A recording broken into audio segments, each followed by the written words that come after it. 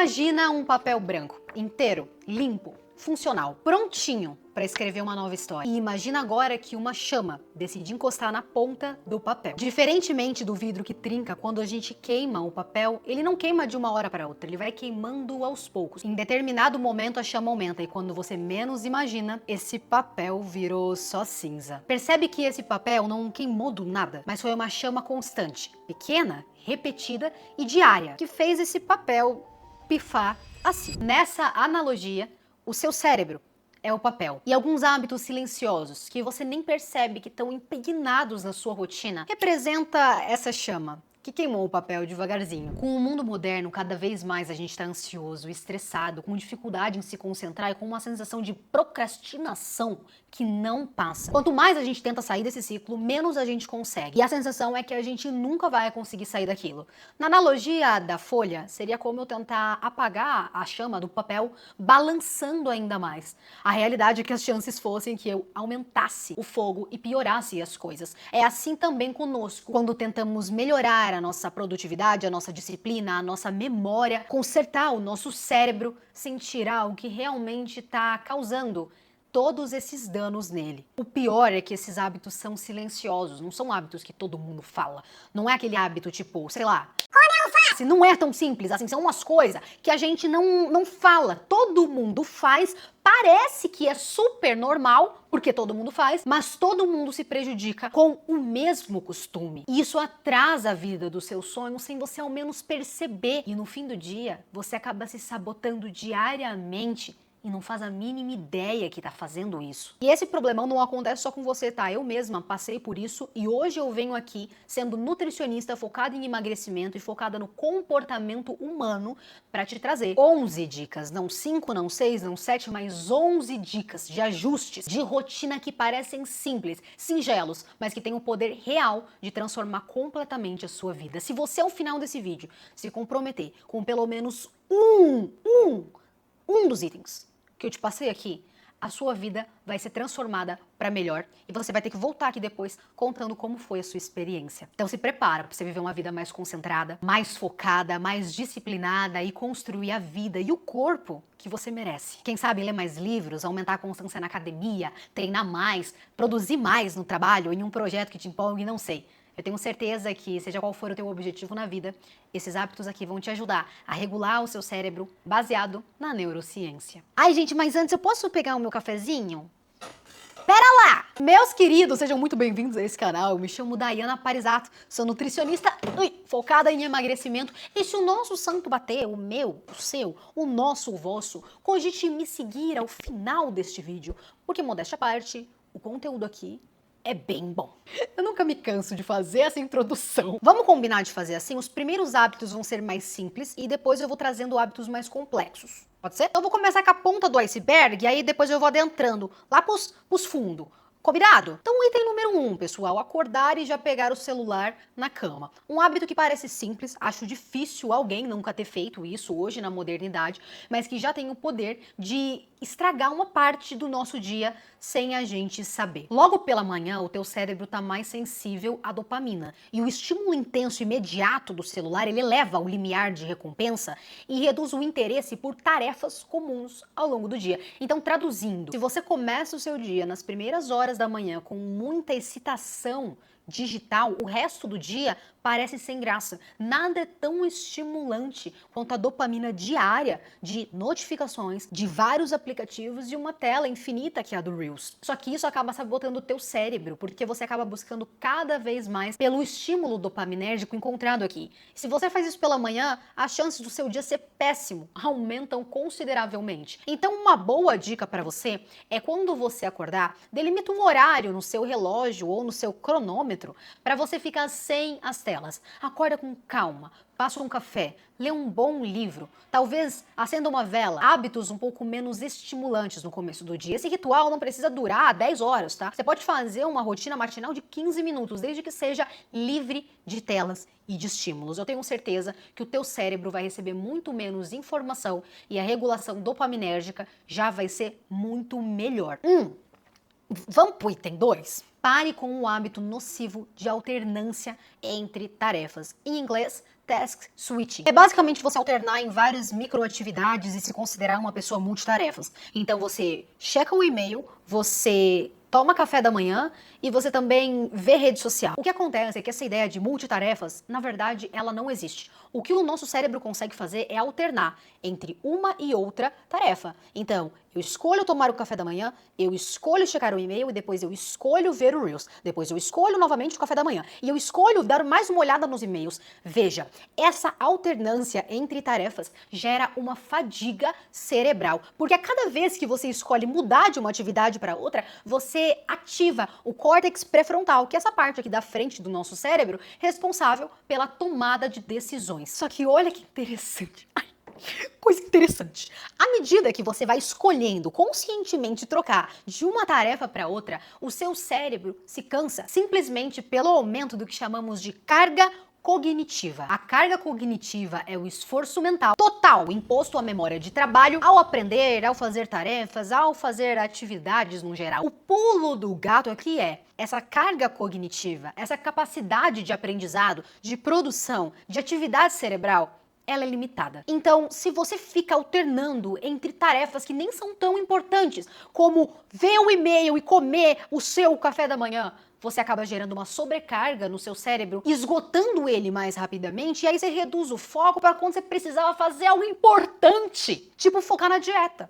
Sério. O pessoal fala pra mim, daí eu não consigo me segurar no doce, eu não consigo me controlar na dieta. Poxa, você entende que chegar no fim do dia e escolher conscientemente não se mimar com, sei lá, rios e rios de doce e um bolo de chocolate na terça-feira à noite. Você entende que esse ato exige uma renúncia? E essa renúncia, em detrimento da tua dieta, do teu corpo, exige uma decisão. E você entende que a decisão é tomada pelo seu córtex pré-frontal? Certo. E você entende que você diminui as suas chances de ser uma pessoa disciplinada se o seu cérebro está sobrecarregado com essa multitarefagem que você fica fazendo o dia inteiro, justamente pela explicação da carga cognitiva?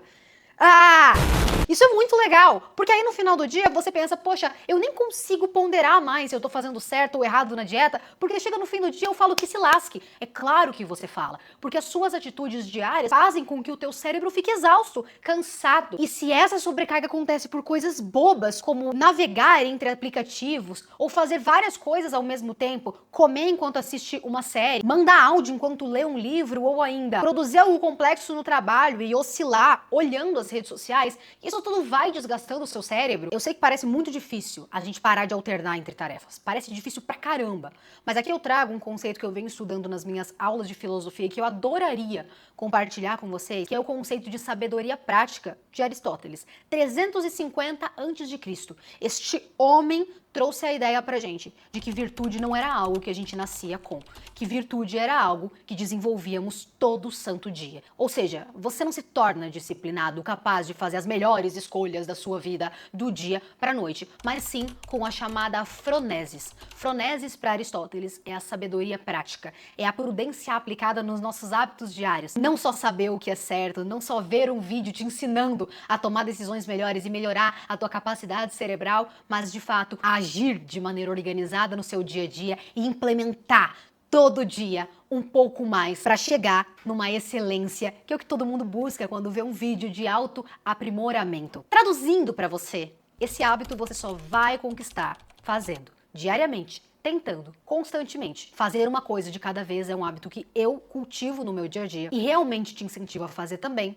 para se tornar verdadeiramente excelente, virtuoso e focado. Dentro dessa mesma conversa, eu vou puxar aqui o item 3, que seria comer assistindo tela. E aqui eu puxo o meu conhecimento não só na parte de neurociência, mas na parte de nutrição, que é a minha área de formação. Se tu come vendo TV, a atenção dividida vai prejudicar esse registro da refeição no hipocampo e vai diminuir a sua percepção de saciedade. Quando você faz essa multitarefa específica de comer enquanto assiste algo, você conscientemente diminui a percepção de estar cheio, come mais sem perceber. Um exemplo clássico, que esse é uma exceção, que eu vou aqui passar um pano para tudo que eu tô falando para uma situação específica, que é quando você tá no cinema e come uma pipoquinha. Aquele clássico momento de você ir no cinema e assistir um filme comendo uma pipoca. É muito fácil você estalar os dedos e a pipoca desaparecer. Isso acontece porque estamos entretidos com uma outra atividade. Nesses momentos em que você sai e vai para um cinema assistir alguma coisa, é claro que não tem problema, porque é algo ocasional. A minha dica para você é, se você realmente entendeu que ser multitarefas é um problema, e se curiosamente você quer emagrecer, ter um corpo da hora, que é a área que eu mais abordo aqui nesse perfil, começa parando de assistir televisão e comendo ao mesmo tempo. Ou ouvindo podcast e comendo ao mesmo tempo. Ouvindo música e comendo ao mesmo tempo. Simplesmente sente e come a refeição. Você vai perceber que a comida fica mais gostosa, as percepções sensoriais ficam mais afloradas pela inibição da distração e você se sente mais satisfeito mais rapidamente. Ou seja, só benefício para você, minha filha. Escuta a voz de sabedoria que você vai dar certo. Próximo! Esse é mais um item que a nossa geração tá doente por, e não é algo que eu possa culpar você, mas na verdade é como se tivesse todo mundo lascado no mesmo sentido. O item 4 é consumir conteúdos demais e aplicar conteúdos de menos. Assistir coisas demais e aplicar pouco. A gente nunca recebeu tanta informação como nos últimos tempos. Nunca foi tão fácil encontrar informações sobre dieta, sobre autoaprimoramento, desenvolvimento pessoal, ou seja lá o que você procura na internet. Tá fácil demais, mas existe um problema aqui. Aprendizado de verdade, aquele conteúdo que você recebe, digere, engole, entra pra dentro e te torna uma pessoa melhor. Então, esse tipo de aprendizado, de conteúdo, ele necessita de recuperação ativa e de repetição. Ou seja, aquele conteúdo que você aprende de forma passiva, ele não gera uma consolidação sináptica robusta. Ficar olhando inúmeros conteúdos, sabe aquela pessoa viciada? Eu já fui assim, cara. Pessoa viciada em conteúdo. Porque quanto mais conteúdo eu recebo, mais eu sinto que eu tô aprendendo, que eu tô me tornando alguém melhor, mais eu sinto que eu aprendo de dieta, enfim. E esse excesso de informação não é usado. A gente não consegue absorver esse excesso de informação. Então aqui eu puxo Aristóteles de novo, porque Aristóteles já falava, assistir passivamente, só saber de uma coisinha não é realmente aprender.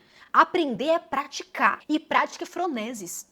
É saber de uma virtude, é saber de algo melhor que você deva implementar na sua vida e não só saber, mas fazer de fato. É por isso que eu falei pra você que nesse vídeo aqui, se uma das coisas que eu te passar, você realmente se comprometer, você sai daqui não só vendo um entretenimento da hora pra fazer companhia pra você, mas você sai alguém melhor. Assista o final desse vídeo com atenção e ao final eu quero que você coloque nos comentários qual item você se compromete a aplicar assim que fechar essa tela aqui. Mas lembra que eu falei que a gente ia entrando em temas um pouco mais profundos? Então agora a gente sai um pouco da superfície e vamos adentrar em conceitos ainda mais profundos. Bora! Hábito 5. Não anotar e confiar apenas no seu cérebro. O nosso cérebro não foi feito para ser um Google Agenda, nem um Notion e nem um Google Calendar.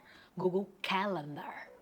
Ele não foi feito para ser isso, ele foi feito para pensar. Córtex pré-frontal, que é essa parte que toma decisões racionais, ele tem um limite de memória operacional ali. Se você não tem uma agenda e memoriza tudo na tua cabeça, você entende que você está usando aquela carga cognitiva que é finita, que acaba ao longo do dia, que poderia te produzir coisas incríveis, um foco profundo, uma disciplina na dieta, uma construção de fato que te levaria a um eu melhor, a uma versão melhor de si mesma, ler um livro por mais tempo, enfim, esse tipo de foco que realmente te produziria frutos e te tornaria melhor, você tá usando essa carga cognitiva para te lembrar que você tem uma reunião às 3h30?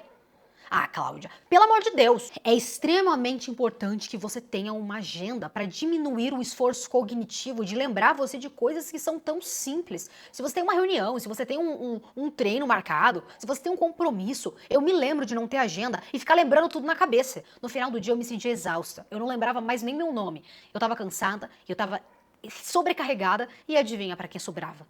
Docinho safado. Aí eu ia lá e comia um brigadeiro bem gostoso, aquela panela inteira. Porque eu tava estressada. Só que se esse estresse é porque eu não tenho uma agenda, pô, vamos se estressar por uns motivos mais nobres, né? Vamos deixar nosso cérebro aí tá funcionando por umas coisas que é mais difícil. Ficar 40 minutos lendo um livro de ficção, vai ler Kant. Pô, você precisa de cérebro, você tá lá pensando. Vamos usar o cérebro pra umas coisas assim difíceis? Ai, viajei aqui na maionese, mas entendem isso, pessoal? Vamos usar a nossa carga cognitiva para o que realmente vai tornar você melhor. Não para lembrar que você tem que fazer a unha 6h30 com a Marlene.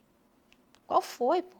6. Aceitar demandas demais. Você já foi o tipo de pessoa que tem medo de desagradar e por causa desse medo de ser rejeitada ou de passar por pessoa muito intransigente, acaba falando sim para coisas que você nem queria de fato fazer e que na verdade nem iam evoluir para aquele projeto que você está focando agora. A realidade é que a melhor forma de otimizar o nosso cérebro e os nossos resultados é trabalhar com prioridades. A gente não precisa ter só uma prioridade na vida, até porque é difícil focar só no corpo, ou só no trabalho, ou só em fazer comidas para semana. Mas a gente pode ter ali algumas prioridades maiores que para você são fundamentais e evitar aceitar coisas e demandas que não tenham nada a ver com nenhuma dessas prioridades. O excesso de demanda que você aceita ativa o eixo do estresse e eleva o cortisol cronicamente, e isso afeta a tua memória e a sua clareza mental. Não tenha medo de falar não para algo que você não é obrigado a fazer. Se veio uma solicitação que não te compete, diga não. É libertador. A sua capacidade de produção cerebral é um recurso de fato finito em 24 horas, você começa a entender que nem tudo vale a sua energia. Então sabe aquele encontro que você foi convidada e que você ia ir para ser legal, mas que na verdade você nem queria ir?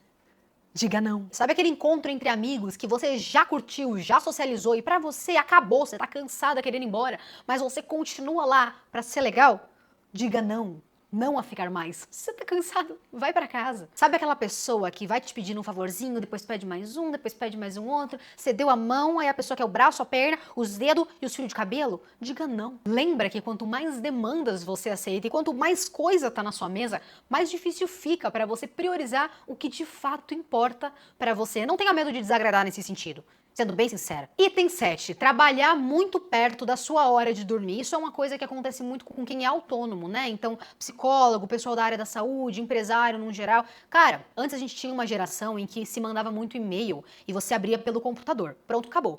Hoje em dia, a qualquer momento alguém pode te mandar uma solicitação de trabalho. Essa solicitação ela pode vir às 10 horas da noite, ela pode vir, por exemplo, num final de semana. O grande ponto aqui é, se tu tá se estimulando intensamente antes de dormir, a estimulação cognitiva intensa de trabalho vai ativar o sistema nervoso simpático e vai prejudicar a consolidação de memória que acontece justamente durante o sono. Se você acelera o seu cérebro antes de dormir, ele não consegue reparar. Você dorme estimulado, você tem dificuldade de entrar em camadas mais profundas do sono, entrar em camadas que vão consolidar as suas memórias, porque as memórias que a gente tem, elas são consolidadas enquanto a gente está dormindo. Então pensa que você estudou um monte de coisa, aprendeu um monte de coisa, fez altas paradas legais aí no teu dia. Quando chega à noite, você precisa consolidar e absorver essas memórias para elas ficarem ali presentes com você e não se perderem. Se você estimula demais o seu cérebro durante a noite, a qualidade desse sono é prejudicada. Com a qualidade do sono sendo prejudicada, você não consegue se lembrar mais do que você aprendeu e aí você fica naquele eterno aprender e reaprender que parece que não tem fim. Quer se tornar uma pessoa com uma memória melhor? Então, não faça isso, já vou emendar com a próxima dica. Evite dormir menos do que 7 horas. Cara, esse daqui é assim... é paulada. A privação de sono é uma das piores coisas que um ser humano pode fazer consigo.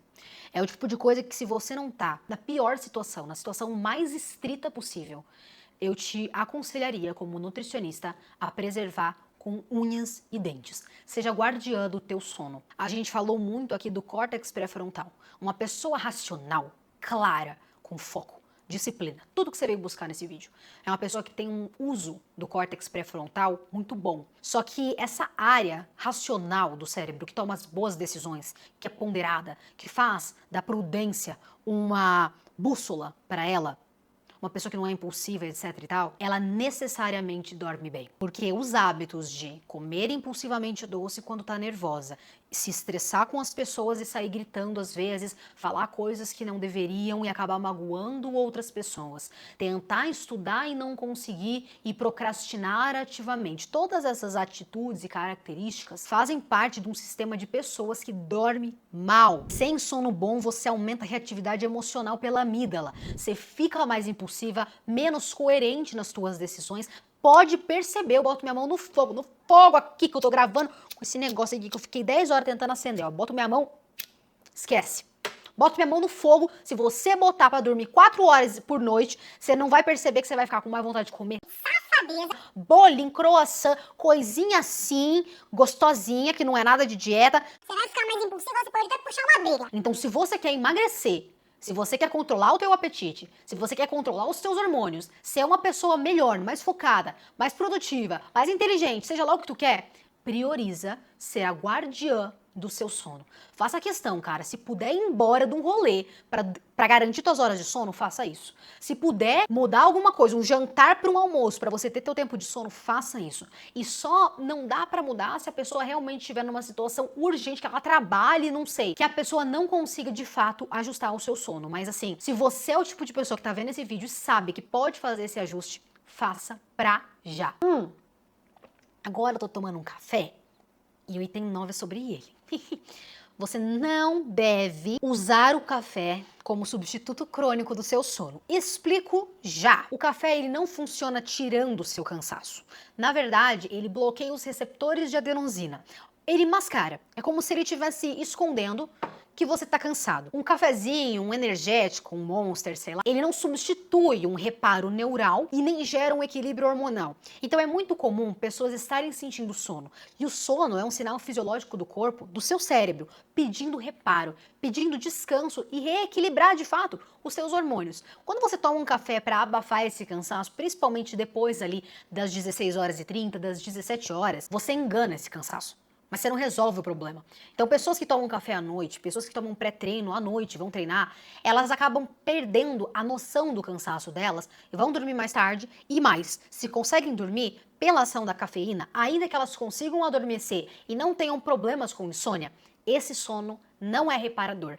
Aquele sono que você pega e descansa firmemente acaba sendo prejudicado com o uso da cafeína muito próximo da hora de dormir. Então evita usar o café depois das 16 horas se quiser ter realmente um sono reparador, melhorar a sua memória, a cognição e aprimorar as suas decisões racionais e clareza mental ao longo do seu dia. Gente, tá valendo seu like? Esse vídeo tá muito bom, não é não? Coloca aqui pra curtir, pra eu saber que esse vídeo tá te ajudando. Se você ainda não é inscrita no canal, se aconchega. Eu tenho certeza que esse canal aqui vai te ajudar muito a evoluir, a emagrecer, esse é o teu objetivo, e se tornar uma pessoa cada vez melhor. O item 10 vai pegar na jugular de muita gente, vai ser o calcanhar de Aquiles de muitos de vocês aqui, depois vocês me digam se não é. O hábito de consumir açúcar em excesso para tentar regular o estresse. Esse é o tipo de coisa que a gente faz para se sentir melhor e depois de fazer, a gente se sente super mal. Já aconteceu com você de estar estressada, descontar o teu estresse em doce, em chocolates, em bolo, depois de você comer, bate uma tristeza, uma bad, um arrependimento, um cansaço, uma humilhação, assim, você se sente super mal, super cheia, é ruim. E isso não é ruim só pra tua cabeça, no sentido de autoestima. É ruim também pro teu cérebro, porque você atrapalha o funcionamento dele. Te explico aqui. O açúcar, assim como o excesso de redes sociais e assim como a pornografia, a televisão, as séries e até mesmo o álcool, ele ativa rapidamente o sistema dopaminérgico e você vai perceber que o estresse que você estava sentindo, ele vai dar uma baixada que singela. Você vai inevitavelmente se sentir mais aliviada depois de descontar todo o estresse do seu dia em chocolates e brigadeiros safados. Eu também já fiz isso. Só que entenda, o uso repetitivo desse estresse versus a redução do estresse pelo doce, entenda que esse caminho que você faz várias vezes altera a sensibilidade à recompensa e aumenta a tua impulsividade. É um caminho lógico. Ora, se quando eu fico estressada eu como um doce passa, eu vou comer doce sempre e sempre vai passar. Toda vez que eu me sentir um pouco estressada, eu vou precisar de um doce. Daí nasce aquela frase que meus pacientes do Minutri sempre chegam pra mim falando: Nutri, eu quero emagrecer, mas eu não consigo ficar sem doces. Já aconteceu com você de se não tem sobremesa, você fica brava. Se você tá estressada e não come para se sentir mais tranquila, mais aliviada, você surta, você fica hiperestimulada, você fica reativa. Óbvio, você criou para o seu cérebro um caminho lógico. Se a Marcela tá estressada, a Marcela come e a Marcela desestressa. O problema desse sistema é que existem consequências. A gente já sabe, e não é novidade para ninguém, que o excesso de açúcar, além de levar ao ganho de peso, ele aumenta a nossa fadiga mental, ele aumenta os picos de glicose no nosso organismo, fazendo com que a gente sinta mais letargia, mais preguiça, se arraste de um ambiente para o outro e ainda aumente as chances de ganho de peso e problemas associados, doenças cardíacas, AVC, que também é uma doença do sistema cardiovascular, e impedimentos na sua autoestima. Não se sente. Então, fazendo essa escolha repetidamente, você acaba engordando, menos feliz com o teu corpo, aumenta a celulite, as gorduras localizadas e vai ficando mais triste com essa reação do seu corpo. O fim que eu quero te mostrar é, por mais que na primeira instância pareça muito lógico você comer um docinho para se sentir mais feliz, se essa é a sua única forma de regulação cerebral, de regulação de estresse, algo claramente tá disfuncional. E aqui entra algo que eu falei muito nesse podcast aqui, onde eu falei sobre como manter a tua mente magra, não só emagrecer o teu corpo, mas emagrecer a tua mente. Esse podcast aqui eu falei muito sobre isso. Se o seu único prazer na sua vida é comer, infelizmente, você tá fadada à obesidade. É como se a única coisa que pudesse te satisfazer de um dia exaustivo de trabalho fosse comer. Quanto mais você usa o doce para aliviar a tensão, mais seu cérebro precisa desse atalho. Então, quando eu recebo as minhas alunas, inclusive, um adendo, tá? Se você quiser saber mais sobre esse tipo de assunto, eu dissertei sobre isso aqui nesse podcast. Ele ficou, de fato, muito bom. Eu adoraria ver vocês por lá. Inclusive, eu vejo que muitos dos meus seguidores comentam esse emoji aqui, que é o nosso emoji de cristal, para eu localizar a minha galera, meus alunos, meus inscritos, dentro dos eventos que eu acabo participando como nutricionista. Então, se você quiser aprender mais sobre o funcionamento do cérebro humano aplicado ao emagrecimento, convido você a assistir esse material que está simplesmente incrível e disponibilizado para vocês. E aí, voltando, quando eu recebo alunos meus que buscam emagrecer e falam que necessitam muito do doce, a minha conduta para eles é o seguinte: eu não necessariamente tiro esse doce, mas eu ensino a inserir de maneira estratégica. Então, mais de 5 mil alunas e pacientes minhas hoje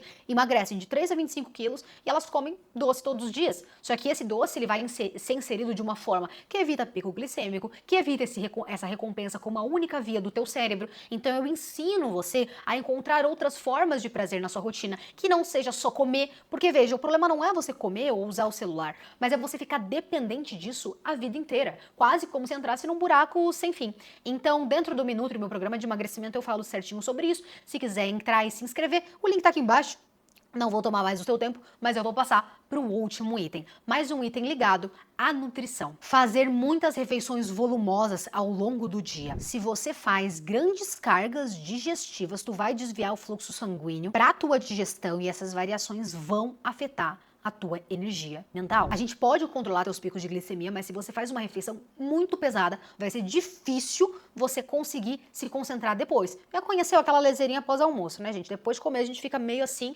Quando a gente termina de comer um churrascão, normalmente o pessoal vai dormir. Por quê? Porque quando a gente come coisa muito pesada, principalmente coisa muito rica em gordura, muito rica em fritura, se alimenta de forma ruim, no sentido de escolhas alimentares, o nosso corpo precisa concentrar energias na digestão daquele alimento. Então é difícil você focar em conexões cerebrais incríveis quando você tá ali com meio que de picanha para você digerir. Então, o ideal, se você quer focar em uma prova, focar em algo, em um estudo mais complexo, em algo que dependa da tua energia máxima, é fazer refeições leves e estratégicas. Isso a gente ajuda a fazer certinho dentro do Minutri, comer comida gostosa e equilibrada, focada ali na tua rotina, na tua realidade. Coma carnes magras, baixas em gordura, priorize uma alimentação rica em fibras, como verduras e vegetais, porções de frutas ao longo da rotina, insira um iogurte, por exemplo, que tem uma carga de probióticos maravilhosa, que melhora o teu intestino, chamado também como segundo cérebro, e adequa a sua ingestão de antioxidantes, nutrientes, proteínas, verduras e legumes ao longo do seu dia. Não há problema em comer carboidratos também,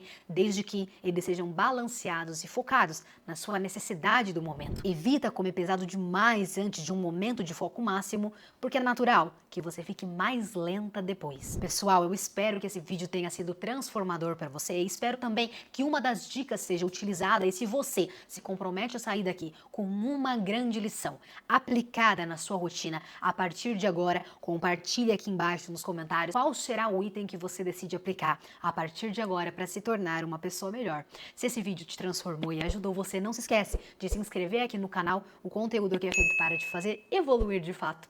O vídeo de hoje vai ficando por aqui e se inscreve para mais de nutrição.